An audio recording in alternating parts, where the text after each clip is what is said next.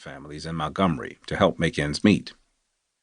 Amos and Bernice's best neighbor friends were George Washington Motley and Mamie Ruth Mossy Motley, a childless couple in their 40s.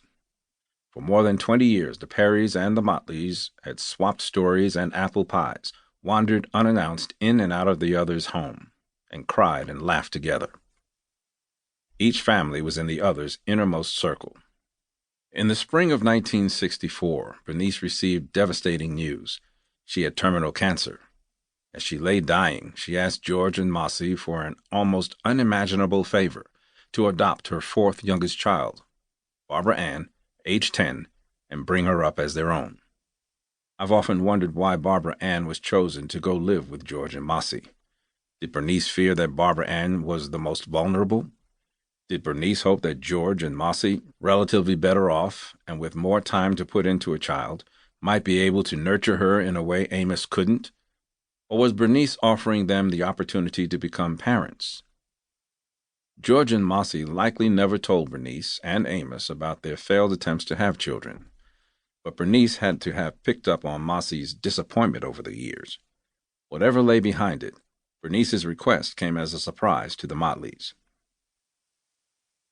Most people would want to fulfill the dying wishes of a cherished friend, but adopting a child was a major decision.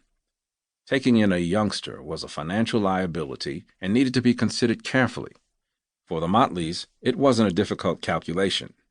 They made a lifetime promise without considering how disruptive a child would be to their marriage. Invariably, the will of God mysteriously unfolds just as it should. As Bernice lay stretched out in an ambulance for her final ride, with Mrs. Reeves holding her hand, she asked about the adoption proceedings. Mrs. Reeves, a white woman for whom Bernice cleaned house, had paid for Bernice's cancer treatments and arranged for Barbara Ann's adoption. Mrs. Reeves reminded her that the papers had been signed 2 days earlier. The Motleys are officially Barbara Ann's parents. I know. I just needed to hear it one more time. She passed away 48 hours later. Barbara Ann lost her mother and went from being one of 14 to an only child in just a few days. A sunny girl, she burst into George and Mossy's quiet home. The new name, Barbara Ann Motley, brought privileges and opportunities unlike anything she might have imagined. She had spent most of her early life wearing one of 3 dresses, recycled from older sisters. Now the Motleys fitted her for new dresses and matching ribbons for every day of the week. For the first time in her life, she had her own pair of new shoes. Other firsts followed. Barbara Ann got her own bed, even her own room. She was used to competing for yesterday's leftovers. Now she was one of only 3 to share the feast of a chicken dinner. Barbara Ann left a free-spirited household, where discipline and orderliness were relaxed. She suddenly shared a home with 2 people who set rules and abided by them precisely: curfews, dressing for dinner, and the manners of the Motley household unnerved her. Barbara Ann's tendency was to push back. The older Barbara Ann grew, the more prone she was to argue and assert her independence. Still, the Motleys experienced unanticipated joy because finally they had a child to love. The years 1964 to 1972 were turbulent for Barbara Ann. As fate would have it, her struggles coincided with the political and social upheaval rippling across the country. Barbara Ann rode the wave of black students integrating Robert E. Lee High School and, in 1973, was among the first to earn a diploma from the formerly all-white school. She eagerly looked toward her future.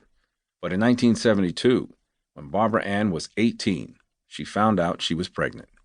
She gave birth in a Tuskegee hospital a week before Christmas, bringing her newborn home to 34 Motley Drive in Madison Park. They called me Eric.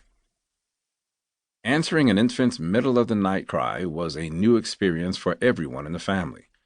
Just as George and Mossy were about to be comfortably alone, their house revolved around diapers, baby food, and pediatrician's visits.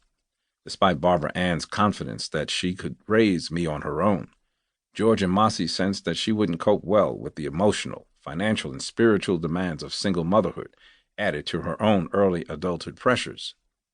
Just after my first birthday, they insisted on becoming my legal guardians, though they had made a similar